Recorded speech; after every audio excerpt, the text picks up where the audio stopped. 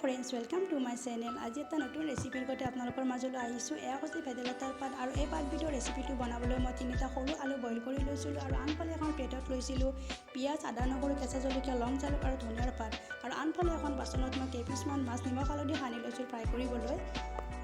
ইফালে ভেদাইলতাৰ পাতকেইটা ভালদৰে ধুই মিক্সি জাৰৰ বাতি এটাত লৈছিলোঁ। তাত লৈছিলোঁ মই তাৰপিছত তাত লং, জালুক, আদা, নহৰু, কেঁচা জলকীয়া অকণমান পানী দি মই ভালদৰে পিচি ল'ম। বহুতে এই পাতবিধৰ ভেদাইলতা বুলি কয়, বহুতে পাতলতা বুলিও কয়, আমি ভেদাইলতা বুলি কওঁ। বহুতে এই পাতবিধৰ গোন্ধ শুঙিব নোৱাৰে, কিন্তু বনালে ইয়াৰ গোন্ধ একেবাৰে নাথাকে। এই পাতবিধ পেটৰ বিভিন্ন বেমাৰৰ কাৰণে উপকাৰী হয়।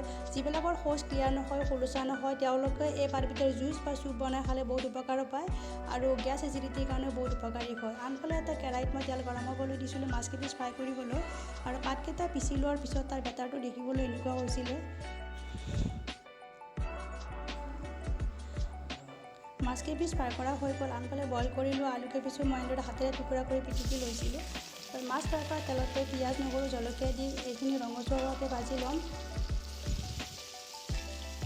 তাৰপিছত ইয়াতে আলু এড কৰিম আৰু আলুখিনি ভালদৰে মিহলি কৰি ইয়াতে দি দিম মই নিমখ আৰু হালধি। মছলা মই একেবাৰে ইউজ কৰা নাই। বজাৰত বিভিন্ন ধৰণৰ মছলা পোৱা যায়। সেই মছলাবিলাক যদি ইয়াতে এড কৰোঁ বা দি দিওঁ, তেনেহ'লে পাতটোৰ যিটো বেনিফিট সেই বেনিফিটটো আমাৰ শৰীৰে নাপায়। এইবিধ এটা লতাজাতীয় গছ হয়। বহুতে কাটি দিয়ে, পেলাই দিয়ে, কিন্তু ইয়াৰ উপকাৰী বা ঔষধি গুণটো বহুতে হয়তো নাজানিব পাৰে, কিন্তু বহুত ঔষধি বা উপকাৰী গুণ আছে। আৰু এইখিনি ভালদৰে ভাজি লোৱাৰ পিছত মই ইয়াতে পিচি লোৱা পাতৰ বেটাৰটো দি দিছোঁ। ভালদৰে লৰাই পানী দি উতলাৰ পিছত মই মাছখিনি দি দিম। বহুতে পকৰা, পকৰি বা বৰা বনাই খায়। তেনেকৈ বনাই খালে ইয়াৰ উপকাৰটো আমাৰ শৰীৰে নাপায়। এনেদৰে চুপ, জুইচ বা জোল বনাই খালে ইয়াৰ উপকাৰটো আমাৰ শৰীৰে পায়। যিমান পাৰে তেল মছলা কমকৈ ইউজ কৰোঁ। মছলা প্ৰায় ইউজেই নকৰোঁ, মই ইয়াতে কৰা নাই। আৰু আজিকালি ঠাণ্ডা দিন পৰিছে নহয়, চবৰে জ্বৰ, চৰ্দি, কাহ এইবিলাক হয়।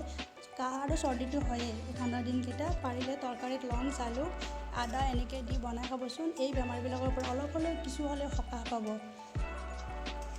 লঙৰ উপকাৰিতাৰ বিষয়ে এটা ভিডিঅ' বনাই মই আপোনালোকক দেখুৱাম বাৰু।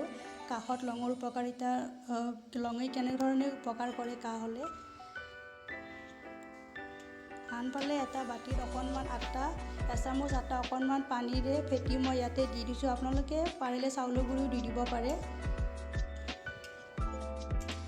ভালদৰে উতল আহিবলৈ দিম।